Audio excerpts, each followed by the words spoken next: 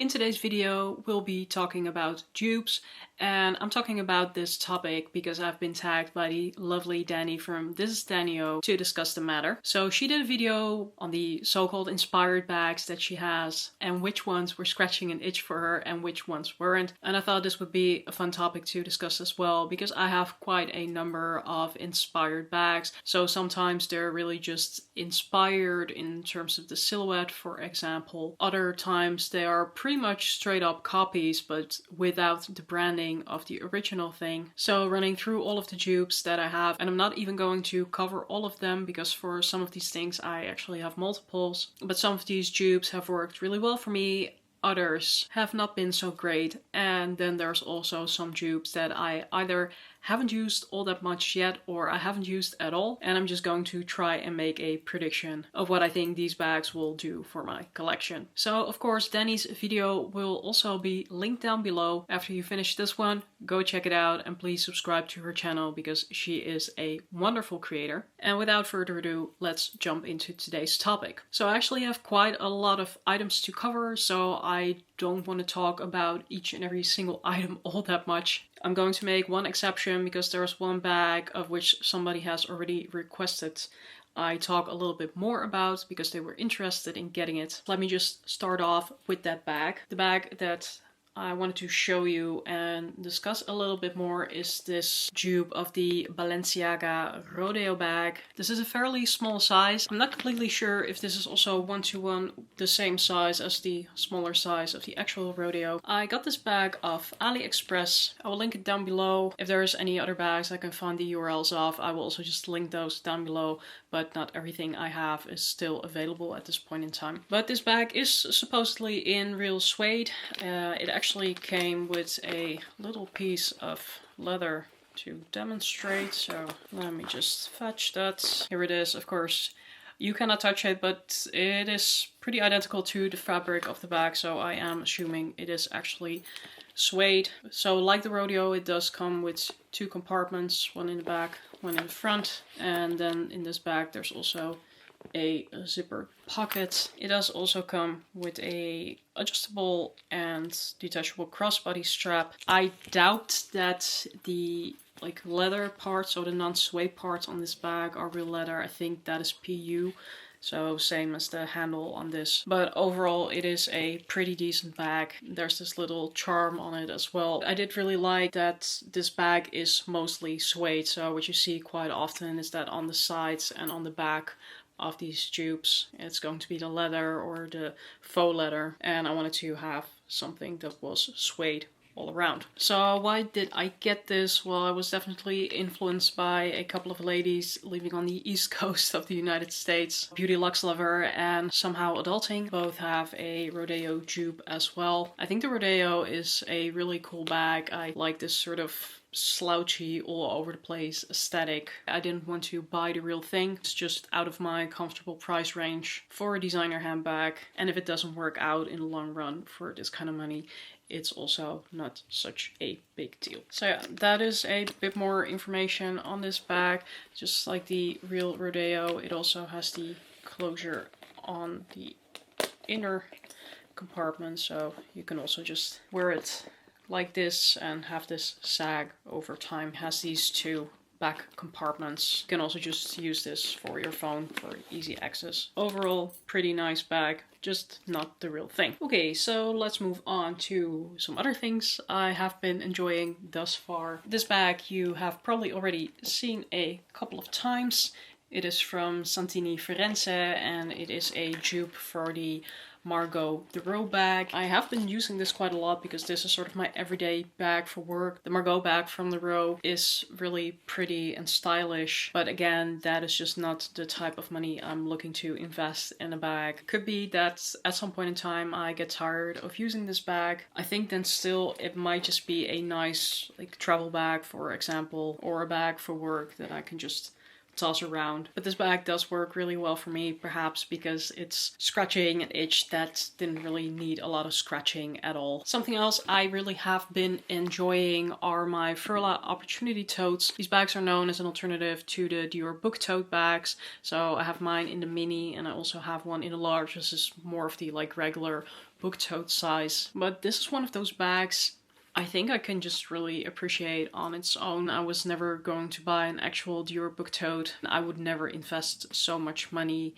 in something as delicate as a fabric bag. But these are just cute styles. They're really, really well crafted. So these have been getting a good run in my collection thus far, and I'm hoping they will continue to do so because I just appreciate them for what they are. Then I have two more bags in a similar vein of just appreciating what they are by themselves. The first one I'm gonna grab is my APC Grace bag. So this is in the regular size in the color Vino. The APC Grace bag is often coined as a dupe for the Celine box bag. I do think the Celine box bag is really pretty, but that is really on the intersection of price and fragility. Then I'm not looking to approach. Yes, the APC Grace bags are also quite expensive. I think full retail, this big one is over 700 euros now. But that's still a fraction of what a Celine box bag would cost. And I do think these are really pretty. I have them in pretty much all of the variations that they come in, so different sizes, and I also have the baguette. This is just a really beautiful style on its own. So it really does scratch that itch of having a structured, sleek, smooth leather, boxy style of bag. And then a new bag to my collection. I've already started dressing it up, even though I haven't unwrapped it completely because it's still within the return period. This is my Coach Large Rowan in the color Dark Stone. I've seen so many people already compare this to the Louis Vuitton Speedy in the 30 size. And of course, these are very comparable in style and also in dimensions. I'm still doubting if I would ever want a Speedy in my collection. I think this is also not really here to scratch an itch. It's just something that I am hopefully going to enjoy on itself and appreciate on itself. Although using this might give me some insights in terms of whether a Speedy 30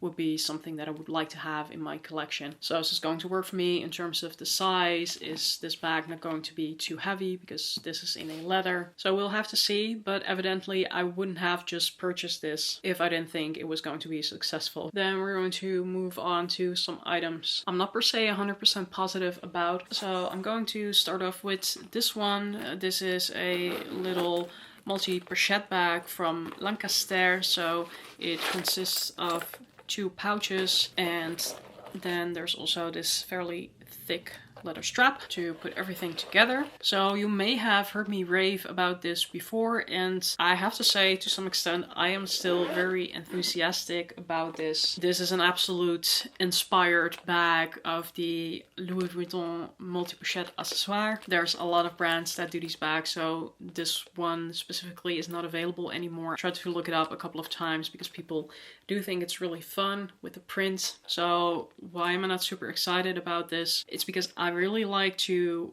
bring this on vacation, but otherwise this doesn't really have a purpose in my collection because I don't really like this style. It was never really here to scratch an itch. What makes this really practical if you're on vacation or if you're traveling is because it's very versatile. If you bring like a shorter chain strap, you also can have like a little shoulder bag. You can use the bigger pouch, you can use a smaller pouch, you can fill these up with stuff while you're traveling. So to some extent it's a win, but whenever I'm not traveling, this baby is in storage. Then I actually have a couple of dupes of the viral Uniqlo bag. So I think this one is pretty identical because it even has like the pleat on the side.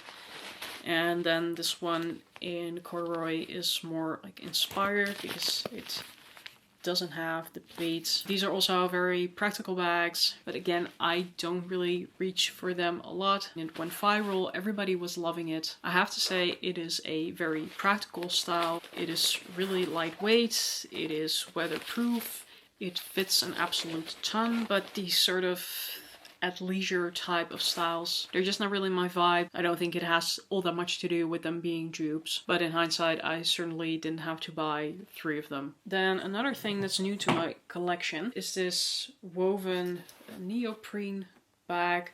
So this is inspired by the bags from Nagady, only those tend to have like 2 top handles, and this is more of like a hobo. I haven't used this yet. I kind of wanted to have one of those bags from Nagady. First, I couldn't really get by them in Europe when I was in San Francisco. I tried to buy one in store, but I do find these quite expensive and they don't go on sale. So I was particular about what kind of color that I wanted to have, and I didn't find any. So fast forward, Nagady is now available in Europe. There's some online retailers that have them, but they tend to have these very neutral colors. And I just preferred to have something that's more of like a pop of color, a multicolor, some sort of ombre type of style. So there's an itch for that. And when I saw that they had these inspired bags on AliExpress, I just decided to move forward and buy one of those. The quality on this is really great. Like, it is so good, and the neoprene is so thick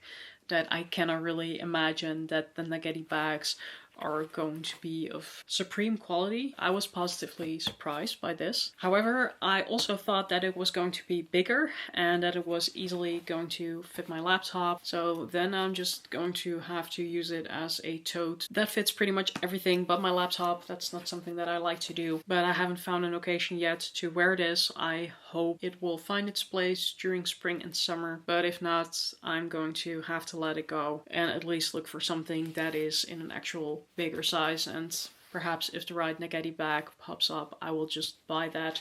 The only thing besides the quality of this I have been pleasantly surprised with is that it also came with a pouch.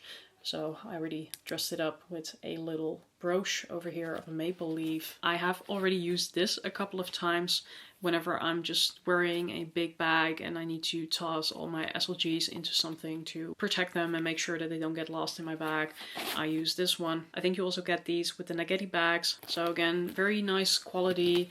It's lined on the inside. It has an internal pocket. So if anything, at least I got a very nice pouch out of this. And we'll see if this bag itself will get a place in my collection. Then I'm going to close off with some inspired bags that sort of have had their time in my collection. And I think I'm going to put them up for sale. So first up is this pouch bag. This is evidently a inspired bag for the Bottega pouch. That is a bag that I have considered on occasion, but I have always resisted, and perhaps to that extent having this bag was kind of good because I could have worn this as a clutch, but I never did because it was just too impractical. I'm not a clutch type of girl. I have another bag from Lancaster. It's not a dupe of the Hermes Picotin, but I do feel like it's certainly inspired. That's also the reason why I got it. I think the Picotin is one of the semi-affordable bags from Hermes. That might be a bag that I might still get at some point in time. This was not really a dupe for me to scratch the itch.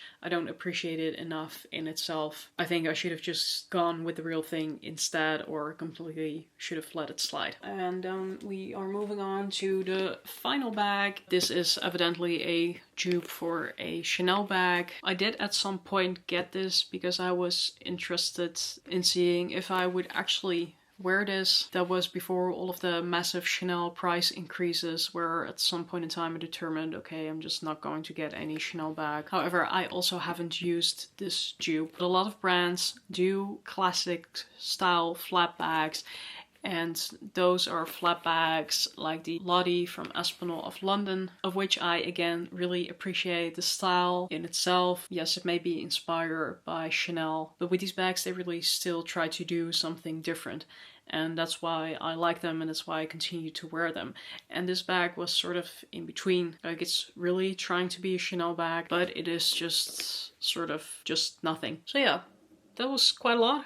And like I said, it's not even everything in my collection. I couldn't be bothered to really pull everything out. But if I have to draw some conclusions around these bags and how they work or how they don't work, I think that sometimes it's okay for me to just get the looks for less, and then at some point in time, if I'm just over it or the trend has passed, it's also fine to let it go and resell some items. I think that the dupes that are going to have real longevity in my collection are the things that I appreciate on their own, like the APC Grace bags, and on some occasions it might have been better to get the real thing, but the advantage with a dupe is, especially if you pay less than 100 euros for them, that you can always just decide to move that item on and still buy the real thing. So I can definitely recommend getting dupe. Just be cautious that you're not getting a destruction bag, especially if it's going to be an expensive destruction bag. But if you want to have the look for less and you can really appreciate that look for what it is, then I would say definitely go for it. I'm going to leave it at that today. If you like this video, please give it a thumbs up and consider subscribing. That's always much appreciated. Until next time, and as we would say in Dutch, doei!